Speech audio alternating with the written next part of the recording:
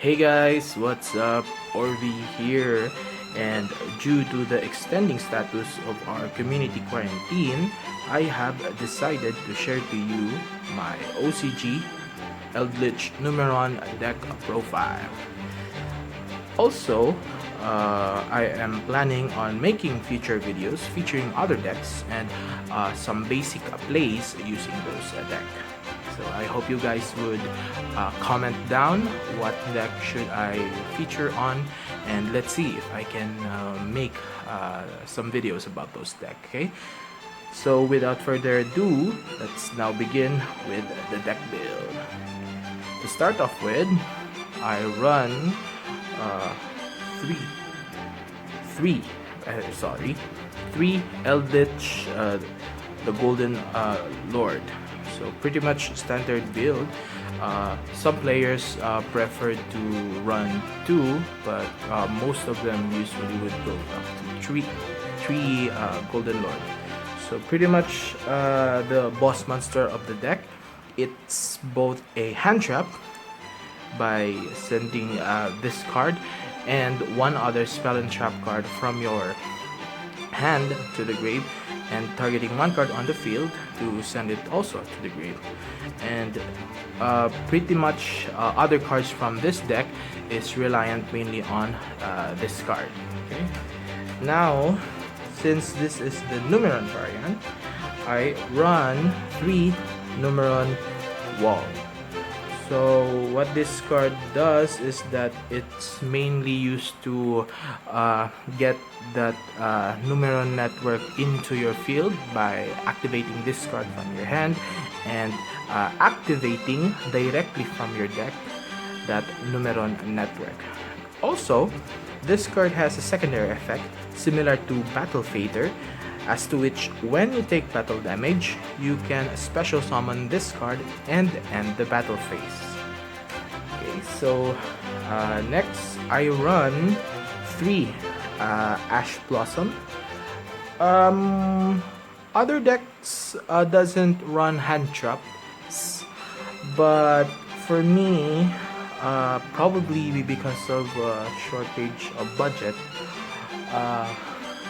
the one meta right now is the Eldlich-Numeron Dragoon variant, which runs less hand traps and focus mainly on summoning Dragoon during your first turn. But in this video, I will only showcase you the Eldlich-Numeron variant, which I believe hand traps could help greatly in this deck. So yeah, that's pretty much it for Ash Blossom. Lastly, since this is the OCG format, I run 1 Maxi for that extra consistency and some draw power.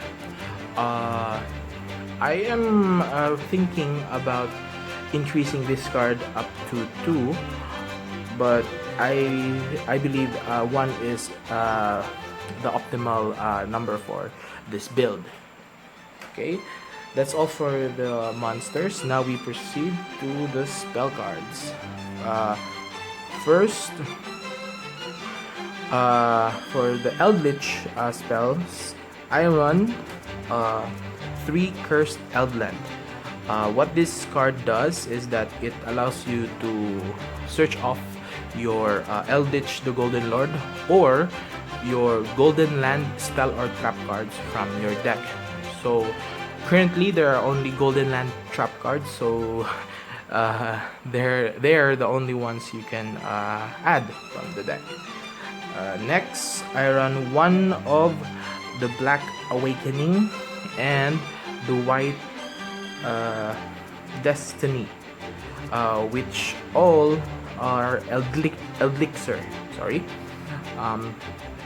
The Black Awakening allows you to special summon a Golden Lord or a zombie if you have Golden Lord on the field from your deck, while the White Destiny allows you to special summon a zombie or Golden Lord from your hand or graveyard. Next, for the Numeron, I run triple Numeron network and 2 Numeron calling. Okay, so let me adjust that one. Okay. So pretty much this is the MVP of the deck, which allows you to initiate your plays. The field spell allows you to summon up to 4 Numeron gates with different names. Then you can either go with the Zexa Luck or go for consistency with Saryuja, replenishing your hand. So going into that Link 4 is not that hard as you think it would be. Then next, I run 2 tactical talents. I apologize because one card here is just a proxy because the other card hasn't arrived yet. So reason why I run this card is because pretty much this deck is reliant to my Numeron network, as to which a player would usually fight back with cards like Ghost Ogre or Max Seas, allowing them to either prevent your plays or get that draw from the summonings you're doing. So since your opponent would activate those cards, 3 tactical talents here right now will be active, so you can get 2 more cards from your deck, which you can rethink your strategy in proceeding with your play. Okay, then next, the 1 terraforming for that extra fetch of Numeron network. Then for the quick play rather, I run 3 Called by the Grave and 2 Forbidden Droplet. So pretty much reasonable explanation is that Called by the Grave prevents your opponent from activating or resolving rather their hand traps, allowing you to proceed with your plays, while Forbidden Droplet here would negate cards like Dragoon, which is a meta card in the OCG right now, or probably in the TCG too. Okay, so lastly, for the spell cards, I run 1 Cosmic Cyclone and 1 Harpy's Feather Duster. Now remember, this is the OCG format, so Harpy's Feather Duster and Maxi is pretty much legal here. Okay, so reason why I run what we call back row removals is because OCG is pretty much dominated by metas like Eldlich or Dragma or Sky Striker and Subterror. They're still a viable deck right now, and you would want to prevent their back rows, or you would rather clear their back rows first, then proceed with your OTK plays with Numeron network here. So Cosmic Cyclone, because one thing I'm concerned about is the Eldlich matchup, as to which you would rather have their cards banished than sending them to the grave or destroying them, as to which they can still use it during their turn. Okay, so pretty much self-explanatory. Now we proceed for the trap cards. I run 3 Elixirs of the Scarlet Sanguine, pretty much standard. This card allows you to special summon Golden Lord or a zombie from your deck or graveyard. Then I run 3 Golden Land Conquistador of the Conquistador, and 2 Golden Land Huaqueros, or rather Huaquero of the Golden Land. What this card does is that Conquistador here allows you to destroy an face-up card on the field, provided that your Golden Lord is active or face-up on your side of the field. Similarly, its first effect is that it allows you to special summon this card as a monster with, I think, 500 attack and 1800 defense. Let me check. Yep, it's 500 attack and 1800 defense, so pretty much a solid defense for your opponent. Then for Huaquero here, it has a similar effect, which special summons itself as a monster with 1800 attack and 1500 defense, and has an additional effect. If Eldlich, the Golden Lord, is active, you can banish one card on either player's graveyard. So another monster for you to have your defense, rather. Lastly, for the Eldlich trap cards, I run 1 Golden Land Forever. That's an extra counter trap which negates your opponent's spell, trap, or monster effect, provided you have a Golden Lord on the field and at a cost of tributing 1 zombie monster. So some players probably would go to 2, but I believe 1 is the magic number for this card.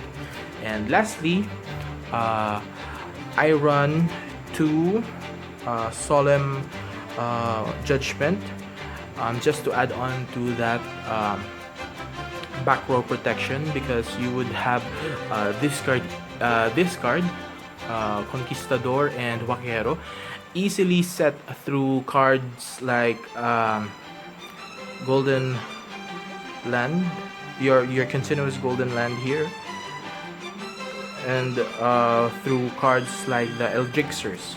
So pretty much a protection for you. And one thing I don't like about this card is that it halves your life points into starting of 4,000. Then if you have another one, then it goes down to 2,000. So that's pretty much a too much cost, rather. But I still like this card to have that protection for me, because it blocks a lot of plays, or it blocks chaining, because it's a counter trap and stops at one point the combo or the chain. Okay, so now we'll proceed for our extra deck build. Now we proceed for the extra deck build. So I run two of each of the Numeron gates 1, 2, 3, and 4. So they all have similar effects, which first of all, they cannot be destroyed by battle. Okay, then second, you can detach 1 material from this card. Then after damage calculation, or after each of this or one of this monster battle the monster, you can make all Numeron gates currently you control double their attack. So it's pretty much a cascading effect from 1 to down to 4, which could expand up to 8,000 attack. Okay, that's pretty much the beat stake of your deck. Then next, I run 1 of the Chaos number 1 Numeron gate, which allows me to banish all monsters currently on the field. And also it has a second effect, which during my standby phase. If Numeron network is still on the field, I can special summon this card and then deal damage up to the total attack of all XYZ monsters that I have banished. So at max, I can, I think, deal 3,000 or 5,000 damage. So I think that's it. Then next, I run one Utopic Zexal. This is the luck for the deck. Its effect is that upon summon, your opponent cannot activate cards or effect in response to its summoning. Then second, it gains 1000 attack and defense per material. And lastly, during your opponent's turn, you can detach one card from this card, and your opponent cannot activate cards or card effects for the rest of this turn, not unless your opponent can do something about this card or prevents this card from resolving its effect. Then your opponent cannot do any moves, or pretty much the only thing your opponent can do is set a monster. Okay. Then lastly, the last XYZ monster I run is the Super Dreadnought Gustav Max. So as you all know, it's a rank 10 monster that requires two level 10 monsters, as to which it allows me to deal damage of 2000 to my opponent. Then for the link, let's start off with the link 1. I run one Link Spider. Reason why I run this is to get my Conquistador or probably my Hewakero into the graveyard, so that I can use its graveyard effect during the end phase. So it gets the deck starting or running. Then I run one Nightmare Phoenix for that back row removal. And lastly, I run one Skuldred Saryuja and one Borreload Dragon. So for Skuldred, what I like about this card is that upon Link Summon, it allows me to draw 4 cards and then return 3 cards, as to which it opens up, or rather it replenishes my hand, and allowing me to proceed with further plays or just a simple draw, because this deck is pretty much heavy on the back row, the traps, the negation and stuff. So getting those cards set on my field really helps me a lot. But most of the time, I would rather go with the Zexal Luck, because that's more powerful than having all those trap cards or counter trap cards set on the field compared to Zexal himself. And lastly, for Borreload is for my steel.